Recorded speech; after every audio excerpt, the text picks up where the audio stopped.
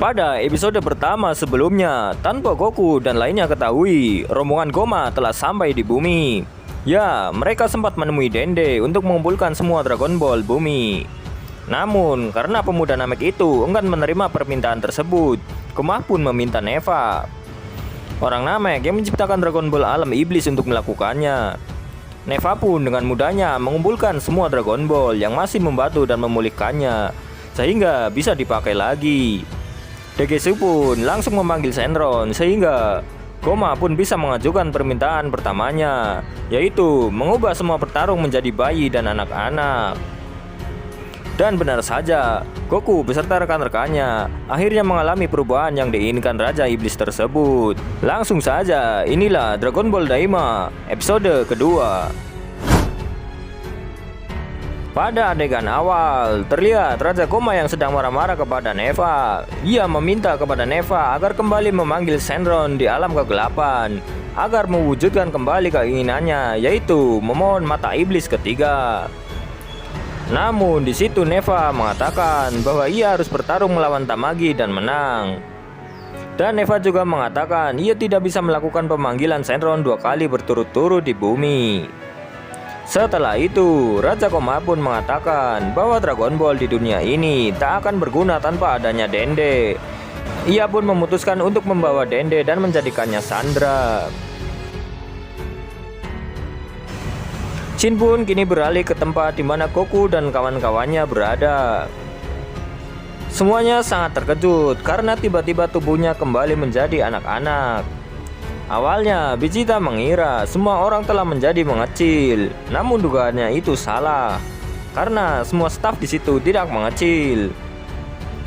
Berbeda dengan Goku dan Vegeta yang panik karena tubuhnya mengecil, Bulma dan Cici justru sangat senang karena jadi terlihat awet muda. Di sisi lain, Piccolo sudah mensiasati bahwa ini ada hubungannya dengan Shenron. Kaioshin kemudian menghampiri Goku dan yang lainnya dan mengatakan bahwa ia merasakan kehadiran yang tidak mengenakan di kuil. Goku pun mencoba pergi memeriksanya, namun ia tidak bisa terbang karena belum beradaptasi dengan tubuhnya yang kecil. Kemudian Goku dan teman-temannya pun pergi ke kuil dengan menggunakan teleportasi milik Kibito. Goku pun bertemu dengan Po dan menanyakan keberadaan Dende. Po pun menjelaskan bahwa ada orang-orang aneh yang membawanya pergi menuju alam kegelapan. Kaioshin pun kemudian menjelaskan apa itu alam kegelapan. Kaioshin sangat terkejut karena orang itu adalah Degesu, yaitu adiknya sendiri. Piccolo pun kemudian juga terkejut karena ada nama Neva juga, yaitu seorang Namek legendaris yang tinggal sendiri di alam kegelapan. Po mengatakan bahwa orang itu sangat tua dan lemah, tapi kekuatannya sangat besar.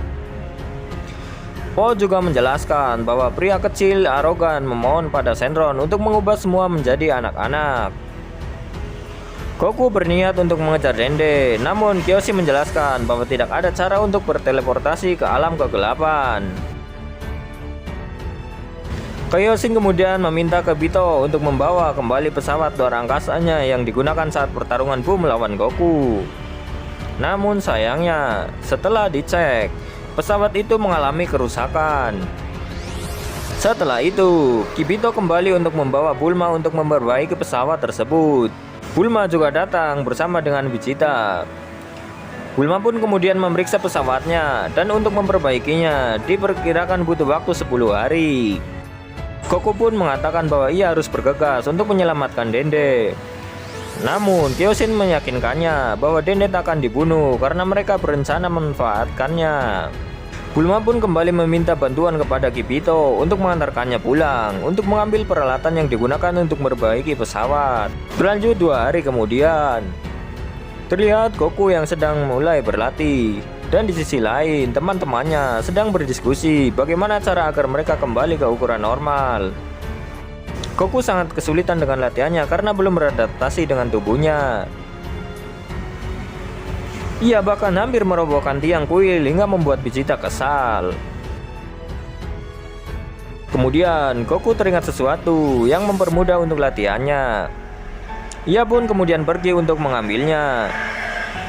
Sementara itu, di sisi lain, Kibito pun agak kesal karena dirinya dianggap seperti kurir oleh Bulma karena kembali disuruh untuk mengambil makanan di rumahnya. Shin pun beralih lagi kepada Goku yang sedang bertemu dengan Kashin untuk mengambil tongkat ajaibnya. Namun ternyata tongkat tersebut sudah tidak ada. Kashin pun kemudian baru ingat bahwa ternyata tongkat itu sudah ada berada pada kakek kura-kura. Bergegaslah Goku kemudian ke rumah kakek kura-kura. Sesampainya di rumah kakek kura-kura, terlihat kakek Kanjeng itu sedang bercermin dan berniat akan mencari wanita.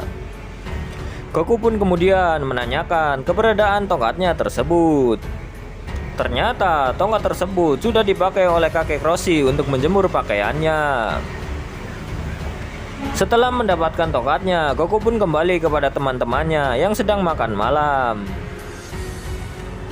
Goku pun disitu menunjukkan aksinya dengan tongkat ajaibnya itu. Saat sedang makan malam, tiba-tiba muncul pesawat luar angkasa yang turun dari langit. Ternyata pesawat itu datang dari alam kegelapan. Awalnya semua mengira bahwa ia adalah musuh. Namun ternyata ia adalah Glorio yang mengaku diutus oleh Raja Kegelapan ketiga untuk menemui Goku dan meminta bantuannya untuk mengalahkan Raja Goma. Kaioshin pun mengatakan bahwa Raja Goma sangatlah kuat dan licik, jadi harus berhati-hati menghadapinya. Goku pun dengan semangat akan pergi bersama Glorio untuk menyelamatkan Dende. Kaioshin pun tetap mengingatkan Goku agar berhati-hati terhadap Glorio. Kaioshin akhirnya memutuskan untuk pergi ikut dengan Goku dan Glorio. Namun sebelum mereka pergi, Bulma datang untuk melihat pesawat milik Glorio sebagai referensi memperbaiki pesawat Kaioshin yang rusak. Berkat analisis Bulma, sepertinya kini pesawat akan pulih lebih cepat. Di sisi lain, Vegeta pun sebenarnya ingin ikut bersama Goku untuk melawan Raja Goma. Namun pesawat yang dikendarai oleh Glorio hanya cukup untuk 3 orang saja. Kaioshin pun meminta Vegeta untuk menyusulnya setelah pesawatnya telah selesai diperbaiki. Goku, Glorio, dan Kaioshin pun berangkat menuju ke alam kegelapan.